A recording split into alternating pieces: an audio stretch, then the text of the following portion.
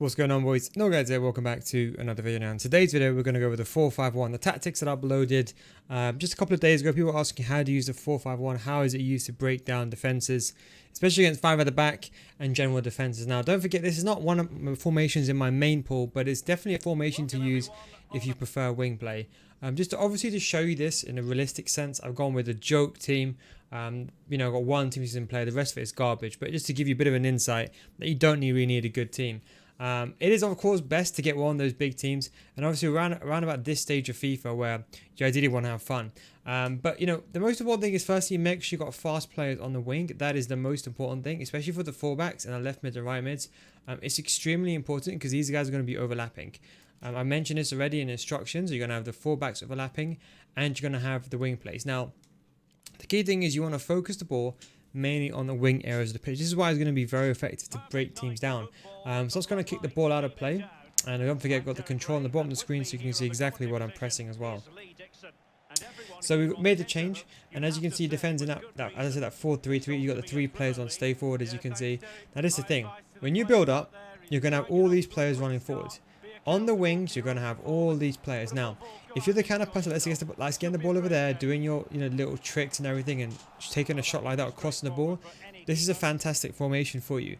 If you prefer to go down the middle, this is not the formation for you. So this would be a formation that you would use. Let's say, for example, your opponent's engaged in overload the ball. So that's like, as you can see, my team's quite narrow now. That's what overload the ball side is. So if your team's in an if your opponent's in an overload the ball side moment, should I say, this is when the formation can really prosper. It's a very good counter-attack formation. So if you just defend very much naturally, as if you're playing normally, think about you attacking in a 4-3-3 and you defend in a 4-3-3. Just think about it that way. But when you win the ball back, everyone runs forward. So you can see over here, I go to my goalkeeper, and I just smack the ball out. You see that? I just smacked the ball out. Wasn't the best of passes, but you can see how many players sprung forward. The key thing is don't get too excited when you see the players running forward. Let them get in a position. So I'll show you in a second when I get the ball back. So here again, you can see, I don't think I read it. You can see, of course, I've got 3 players on stay forward as well. From corners, it's a bit different. Of course, the setup's a bit different. I'm just going to get the ball back over here, and as you can see, we're in the defensive phase from even a corner. And we do this in the classic match, by the way, as opposed to Division 1. Just that way it's a bit easier for me to show you this, and you can see I can actually do some testing, and that way, if you play in Division 1, you know the opponents just hold the ball the entire time. It's basically impossible. But you can see how many players are running forward. You see that? Look on the radar. Just look on the radar. Don't look at anything else. Look at the radar. Do you see that? How many players are moving forward? And that is why it's so easy. Now the problem is you're going to find that there's no one in the middle. You're going to have your centre mid and you're going to have your striker, but most of the players are going to be on the wing. So that's why you have to be careful. You can't lose the ball like that. A lot of people, the problem is that when they get the ball in these formations, they end up losing the ball in midfield. So you've got to be extremely smart. If you're going to be using the 4-5-1, you have to build it up on the wing. So I normally go, for example, to the centre mid, and I normally go wide, and I normally activate hug the sidelines. I leave it on the entire game. And then what I do is I use a central mid play if I need to. And as you can see hug the sidelines, see how everyone goes so wide? So look at the wide area. See the wide players? If I use hug the sidelines, see how they all stay wide, and even look on the radar. You see I got 3 players on the left and the right, and then I have 1 guy in the middle. So my middle guy, Sterling, as you can see, he's very much isolated, but the rest of the players have space, and this is where you create that numerical advantage. As long as you play with the ball with the 3 players down the wing, you'll always get through. Because don't forget, most players, maximum, I would say, have around about 2 defenders max. Sometimes they might have 3 in a very rare situation, but most of the time it's basically a 3v2 on a wing. So this would be a typical example of how I build up. And don't forget, the wide cams end up playing as wingers. So like here, I'll pass the ball. Now we've got 2 players. You've got 2v2. Use a simple L1 trigger, and that's it. We've already created that numerical advantage. That wasn't meant to be over there, but you see how simple it is. Literally, you just get the ball. I normally give the ball to my left back or right back, right? Then you have a choice, L1 trigger, and normally that's offside. I meant to leave that, but you can see, for example, how easy it is to break through. So that's the idea. So the idea is to get the ball as quick as you can to the wings, but safely. If you can't get the ball safely there, then the key thing is you be slow. But don't be so slow where your opponent will start pressing, because if your opponent uses team pressing like that, you could very much be in trouble. So I'll show you in the normal game sense. Let me just defend against this. That was a good goal, to be fair. Let me show you the normal game sense. So let's say, for example, I have the ball over there, and don't forget I got goal players, right? So it's not to do attack positioning. People will complain it's to do attack positioning. It's really not. So like here, I'll do a 1-2. That's my left mid, And as you can see, I've created numerical advantage. I still want to again. And as you can see, I'm already through down a wing. You see how easy it is? And if you cross the ball or whatever you like to do normally, it's very, very easy from that. And it's the same thing on either side. If, for example, you're getting pressed in your own box, so let's say if I give the, let's bring this back to open play. Let's say, for example, I have the ball in this area of the pitch. And let's say, for example, I can't get out. You can always bring the ball back to your centre back, swap it, and do a driven pass immediately to the wing areas. And as you can see, we've got the 3 players again. You see that? You've got the 3 players, and that's why it's very, very important, because even if your opponent defends against it quickly, the problem is because there's 3 players moving, as you can see, it's extremely hard to defend against it. Now, the only way that I know that a player can actually defend against it is if they realistically try to move a player like a CDM. So let's say, for example, you're playing a 4-4-2. So just imagine you're playing a 4-4-2. The only way that you can defend against it is if, for example, you bring the CDM. What I mean by that is I'll show you an example now. So if you go, for example, to formations, I'm just going to show you a regular 4-4-2. I'm going to go over here to the 4-4-2. If, for example, so imagine like you have my left wing and my left attacking mid and my left back. So you'll have a 3v2 in this situation. The only way your opponent can defend against is if he brings, for example, the centre mid, let's say Fred, for example, and he manually brings it to then cover the 3 runners. So that's why it's extremely, extremely difficult to defend against this 5-4-5-1. And this is why it's really, really good for those that are playing, for example, a 5 at the back formation. Because if someone is playing a 5 at the back, this player isn't, but if someone is playing like a typical 5 at the back formation, they only have normally a right wing back, and that is it. And most of the players are very much central. And if you can't get through the central areas, where's the only place you can go? Is you can go down the wing. Now, the only downside is that you're only going to have 1 player in the center. So I would say the 1 player you do have, try to have someone that's very good at dribbling, that's very quite agile, someone like Neymar, someone that can move the ball around very, very quickly. That way, when you do get the ball to him, if you have to distribute the ball immediately, you have that choice to dribble around like that. You see that? As you can see, the players are running.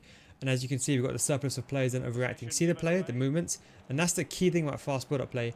You can use long ball, as I mentioned, as a more conservative option, but I like fast build-up play because everyone just runs forward as quick as possible.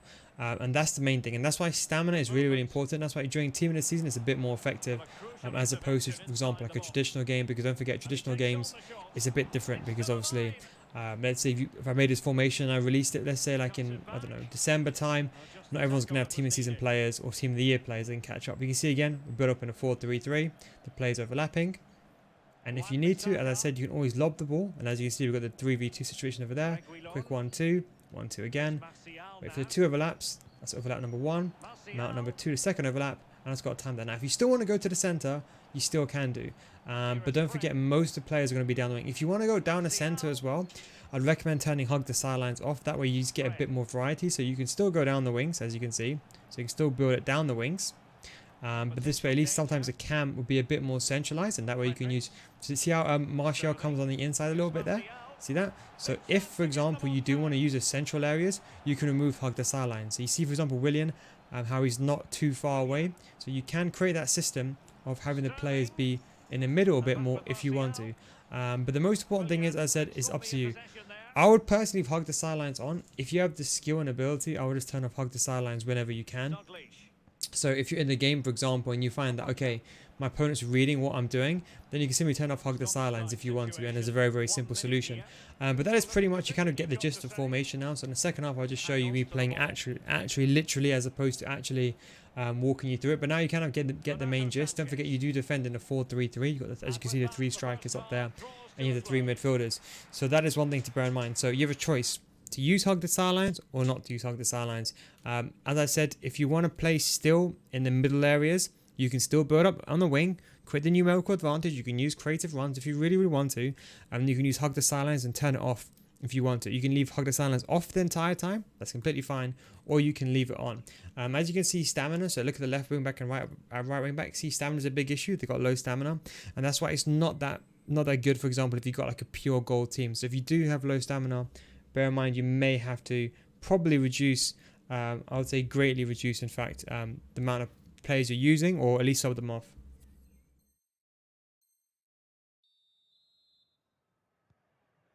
Okay, so now we're going to go back into the second half. So again, I'm going to play a bit literally now, so I'll explain to you how I'd build up. So I'll be defending normally in a 4-3-3. Use my Lamb and Ram. Of course, you can put these players on comeback and defense if you really want to. There's nothing wrong with that. I just prefer it to be on stay forward. But if you are struggling with defensive, you can put everyone on comeback and defense. But don't forget, if everyone comes back on defense, you have to run up and down the pitch, so you're going to be losing more stamina. So do bear that in mind. That's something just to bear in mind. You can see, for example, he's got an overload now. So you see how my players, they come back now a bit more, even though I stay forward. See these overlaps, like here. I go like that. I see the player going forward. Quick 1-2. Bam. See how we counter that very quickly. And you can see I can just quickly go through. And if I want to, I can still use the wing players if I really want to. That wasn't the best of passes from Martial. But you can see you can still use the wing players if you want to. Again, the exact same thing again. We're just going to defend the situation. Good goal, good ball, to be honest. I like these classic matches, to be fair. I'd recommend those that want to try stuff out, just go to. I never really went to classic matches because I thought most of the time it wouldn't be that, but I still think it's somewhat skill-based matchmaking if I'm not mistaken. So it's still decent players according to your level. But again, you can see all the players running forward, and if you really want to, you can start using creative runs. Now this is a bit more advanced, but if you know what you're doing, you can actually use the player lock feature and actually create so much havoc with this, because you can do something like this, then you can create the gap through the middle and stuff like that, and it ends up becoming a really good system. I don't know why I changed that last minute, but so if you have the ability to use creative runs, especially the player lock method, it's a really good way of getting through, especially down the wing areas. So what I would normally do is, you ideally want the left back to be making the through ball, because the left back runs forward. So I'll give you an example. If the left back or right back runs forward like this, and you do a 1-2, you don't want that right back overlapping. Oh, yes, it's beneficial, but now if I lose the ball, my right back, watch, if I lose the ball over here, you can see that if your opponent is smart and he reads what you're doing, so you can see if he does get the ball off me, you see I'm left with this 2 defender back line. Now, as you can see, Fred, you see how Fred dropped into that drop between defender role. So don't forget, it does become a momentarily a back 3. So when these guys go forward, now watch this. So let's say Semedo's got the ball.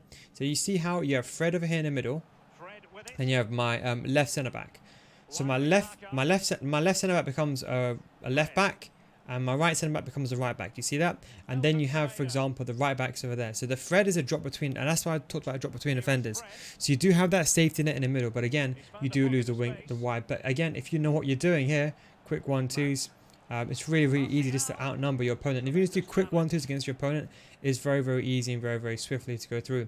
If you do lose the ball, try to use Fred to be, so your CDM to be aggressive if you do lose the ball. You can still play the normal way as well. You can still go down the centre as well. That's not an issue as well. If you really want to.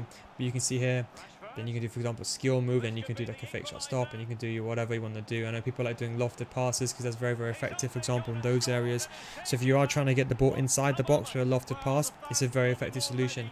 It's very good for those that like to do skills. The reason why I don't use it, in case you're wondering, is because unless you are new here, you probably know that I don't cross the ball in ever. I just never cross the ball. It's not part of my playstyle, nor do I shoot outside the box. I like to go centrally and like to dribble in the middle of the box, just because that's my playstyle.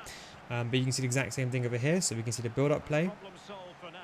And again, under the 1-2s. And again, if you ever get in trouble over here, you can do a 1-2 back to your left centre back, right centre back. Wait for the overlap. Now we've got the players in. And don't forget, driven passes can be utilised here. Not the best of driven passes. I was meant to actually go to the other player. But you can see how my left centre back and right centre back, see how they come back in position again? So you see the exact same thing. You can use your right centre back there, L1 trigger, and I've already got a 2v1 situation like that. And as you can see, most of these players, as you can see, haven't got the best of passing. So I'm a bit used to team of the season type passing. Obviously, the players team of the season. Some of these gold players obviously are like 66 passing at this stage of FIFA and very slow.